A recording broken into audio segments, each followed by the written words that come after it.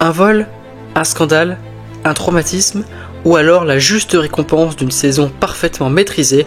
Mesdames et messieurs, vous êtes bien sur Derrière le sport et aujourd'hui on va revenir sur le Grand Prix d'Abu Dhabi 2021 qui a été le lieu où s'est décidé le titre de la saison 2021 entre Lewis Hamilton et Max Verstappen.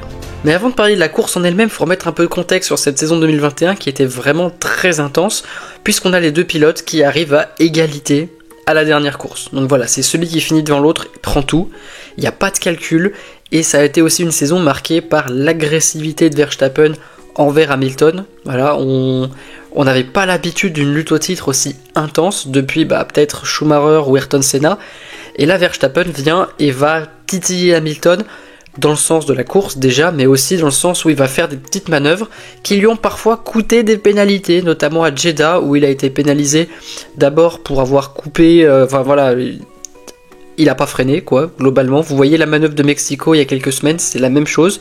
Et puis il lui a fait un break check aussi à Lewis Hamilton, donc voilà, c'était la course d'avant. Et alors on arrive sur cette forme de tension à Abu Dhabi, la tension est déjà là, et la course en elle-même va encore en rajouter.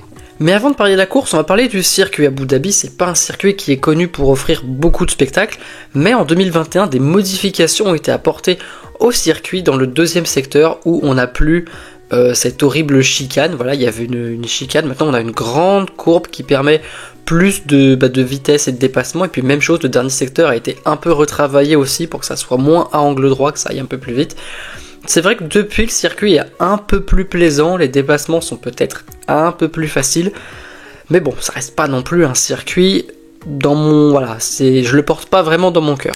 Et c'est Max Verstappen qui domine la première séance d'essai libres sur ce circuit retravaillé. A noter qu'Hamilton s'était approché très près du chrono de Verstappen, mais son temps au tour a été annulé parce qu'il a dépassé les limites de piste au dernier virage. Mais en deuxième et en troisième séance d'essai libres, c'est Hamilton qui est le plus rapide et on sent que la Mercedes a un avantage sur la Red Bull ce week-end-là. Et cet avantage de la Mercedes semble se confirmer en Q1 lorsque Hamilton réalise le meilleur chrono et en Q2, surprise, c'est Verstappen qui signe le meilleur chrono en pneu tendre. Alors là, laissez-moi vous expliquer une petite particularité, c'est qu'à l'époque, votre pneu avec lequel vous passez en Q3 pour le top 10, c'est le pneu avec lequel vous allez démarrer la course. Et Verstappen, lors de son premier run en médium, parce que le médium c'est la gomme utilisée par les meilleures équipes pour justement avoir un bon premier relais en course, et Verstappen il a fait un plat sur son pneu médium et il a décidé de passer le pneu tendre pour passer en Q3. Verstappen commencera donc la course en tendre et Hamilton en médium. Et en Q3, Red Bull va utiliser Sergio Pérez pour donner l'aspiration à Max Verstappen et cette tactique marche puisque c'est Max qui prend la pole devant Lewis avec une avance de presque 4 dixièmes. Lando Norris est 3ème, Sergio Pérez est 4ème et Valtteri Bottas est loin, il ne pourra pas aider Hamilton au départ, il est 6ème. Et maintenant place à la course. Et grosse surprise au départ puisque malgré l'avantage de ses pneus soft, Verstappen perd la tête au profit de Lewis Hamilton. Derrière, Pérez passe Norris pour la 3ème position et à la fin du premier secteur, déjà, premier clash entre les deux prétendants au titre. Verstappen sait qu'avec ses pneus tendres et le rythme de la Mercedes, il doit absolument être devant Hamilton et il va plonger à la première chicane et ça passe. Mais Hamilton coupe la chicane. Et là où à Jeddah ou au Brésil, Verstappen était sorti des limites de piste avec Hamilton, cette fois il reste sur la piste, contrairement à Hamilton. Hamilton qui coupe la chicane donc et qui ressort devant. Et la direction de course, pas d'action. Pas d'action parce qu'elle considère que Max a poussé Lewis dehors, ce qui quand on regarde le on-board est vrai puisqu'il garde les roues droites jusqu'à la corde et braque au dernier moment. Il reste sur la piste mais pousse Hamilton dehors. Donc voilà, on demande juste à Hamilton de perdre les quelques dixièmes qu'il a gagnés en coupant la chicane. Et puis, maintenant, on court. A noter que cette manœuvre de Max est extrêmement tactique pour deux raisons. La première, il vient de très loin, il sait que sa seule chance de passer, c'est de pousser Hamilton en dehors et espérer qu'Hamilton prenne une pénalité. Oui, mais aussi si les deux s'accrochent, c'est Verstappen qui est champion du monde. Enfin, si les deux s'accrochent, si les deux abandonnent, c'est Max qui est champion du monde au nombre de victoires. Donc voilà, il sait qu'il n'a rien à perdre et que s'il met Lewis dehors, il est champion. Verstappen s'arrête au stand au 14e tour alors que son retard sur Hamilton était approximativement de 10 secondes et chose des pneus durs. Hamilton limite au tour suivant, c'est Sergio Pérez qui prend la tête de la course. Détail important.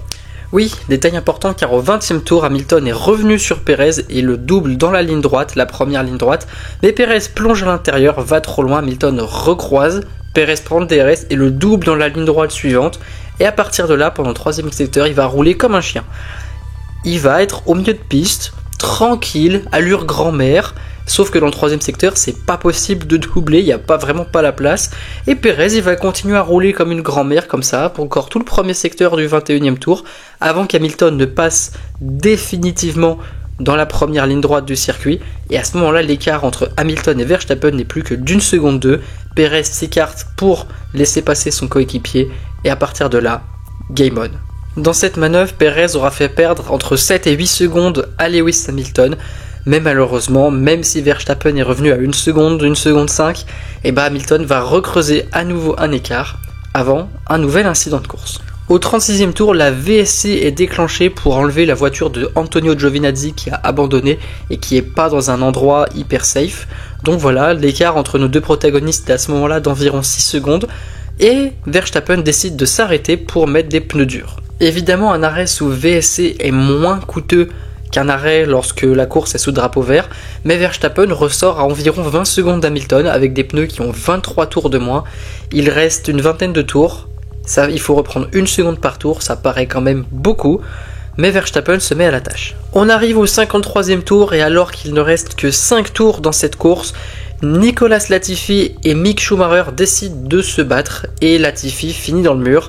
Verstappen est alors à une dizaine de secondes d'Hamilton, sa mission semble quasi impossible, mais la safety car sort et Verstappen décide de s'arrêter pour passer des pneus tendres. Hamilton comprend très vite ce qui est en train de se passer, il a des pneus durs de 40 tours alors que derrière il y a un Max avec des pneus tendres frais et il demande pourquoi on l'a pas arrêté et on lui dit qu'il aurait perdu la track position, c'est-à-dire que si on l'arrêtait, il serait sorti derrière Verstappen.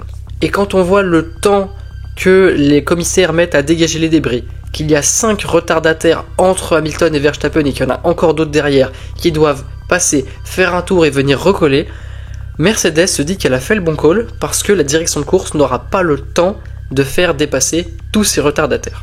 Sachant que lorsque les retardataires sont autorisés à dépasser, en général on leur laisse un tour pour venir recoller et on est déjà au 55e tour. Ça voudrait dire que on laisse passer les retardataires au 56e, enfin au 56e, oui. Ils viennent se recoller au 57e et on a un tour de course. Et quand on voit l'avancement des travaux au 3e secteur pour dégager la voiture et les débris, Mercedes table sur le fait que la course va se finir sous safety car, et c'est ce qui semble le plus probable lorsqu'au 56e tour, on annonce que les voitures retardataires ne sont pas autorisées à doubler. Il reste alors 2 tours et 2 options, soit on finit la course au safety car, soit on reprend la course pour un tour, mais il y a 5 retardataires entre Hamilton et Verstappen, et malgré l'avantage de ces pneus tendres, on ne voit pas comment Verstappen pourra dépasser 5 voitures puis Hamilton. À l'entame du 57e tour, c'est Christian Horner qui prend la radio pour demander à Michael Masi, directeur de course, pourquoi on ne laisse pas passer les voitures retardataires. Ce à quoi Michael Masi répond que sa priorité, c'est que la piste soit safe. Mais, roulement de tambour, ça sort de nulle part. Fin du 2e secteur, on annonce que les voitures se trouvant entre Hamilton et Verstappen sont autorisées à dépasser, puis quelques secondes plus tard, on nous annonce que la safety car va rentrer au stand, alors que seuls quelques retardataires ont pu refaire leur tour, qui ne vont même pas refaire au final. Est-ce légal ? Et c'est là que le règlement sportif de la FIA, son article 48-12, énonce que n'importe quelle voiture peut être autorisée à rattraper son tour de retard. N'importe quelle voiture. Règlement qui sera changé en 2022 pour toutes les voitures. Or là, c'est à la discrétion du directeur de course et Michael Masi a décidé que seulement 5 voitures pouvaient rattraper leur tour de retard, les 5 voitures entre Hamilton et Verstappen. Et maintenant, on se retrouve dans la situation où on a Verstappen en pneus tendres, derrière Hamilton en pneus durs, vieux, usés. Et ça y est, j'ai envie de dire que quand les retardataires doublent, on connaît l'issue de la course, on sait que Verstappen va tenter quelque chose et qu'avec ses pneus Hamilton, ça risque d'être très compliqué de tenir et de riposter.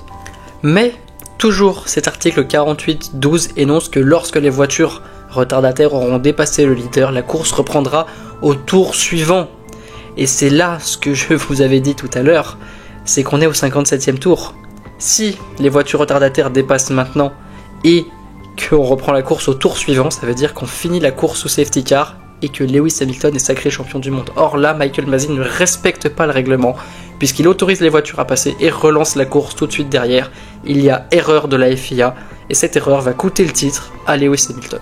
Mais il y a un autre article, oui il y a un autre article, l'article 48-15 qui finalement donne les pleins pouvoirs au directeur de course sur la gestion de cette dernière.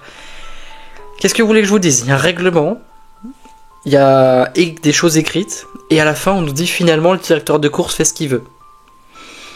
Voilà, vous savez la FIA, je suis en droit, peut-être que je peux venir vous le réécrire votre règlement. Et ce qui devait arriver, arriva. Verstappen plonge à l'épingle du virage 4, il était à 2 dixièmes et demi, c'est loin quand même pour tenter une manœuvre sur un virage aussi serré, mais il y va et il passe en écartant Hamilton. C'est propre, cette fois c'est propre, il n'y a rien à dire. Dans la ligne droite suivante, il zigzague pour pas se faire aspirer. Celle d'après, pareil, Hamilton vient à sa hauteur à la fin du deuxième secteur, mais Verstappen à l'intérieur, les pneus neufs, et il s'en va vers son premier titre de champion du monde. Derrière la victoire de Max Verstappen et donc le titre du néerlandais, Mercedes va faire des réclamations auprès de la FIA, comme quoi c'était pas légal, etc. Toto Wolff il va appeler Jean Todt, et alors que Jean Todt il dit je peux rien faire moi, qu'est-ce que tu veux que je fasse? Sauf que à un moment donné ils arrêtent, voilà, parce que récupérer un titre sur tapis vert c'est moche, c'est pas dans l'esprit Mercedes j'ai envie de dire. Donc voilà, et à noter aussi que c'était la dernière course que Michael Masi a fait en tant que directeur. Oh comme c'est bizarre. Oh alors. Finalement, ce que je dirais, et ce sera mon mot de la fin, c'est que c'est un titre mérité pour Max Verstappen. Quand on voit sa saison, c'est une saison de fou. Voilà, il finit qu'une seule fois en dehors du top 2 lorsqu'il termine les courses, c'est en Hongrie. Sinon, il a fini premier ou deuxième de toutes les courses qu'il a terminées. C'était une machine, le plus de pôles, le plus de victoires, le plus de tours menés, le plus de podiums. Enfin bref, c'était sa saison, mais c'était pas sa course. Par contre, c'était la course de Lewis Hamilton et ça aurait dû couronner l'anglais. Malheureusement, voilà, c'est le sport. N'hésitez pas à me dire ce que vous avez pensé de cette course en commentaire. Où est-ce que vous étiez quand vous l'avez regardé? Quel regard avez-vous porté dessus à l'époque et maintenant que vous avez toutes les explications dans cette vidéo?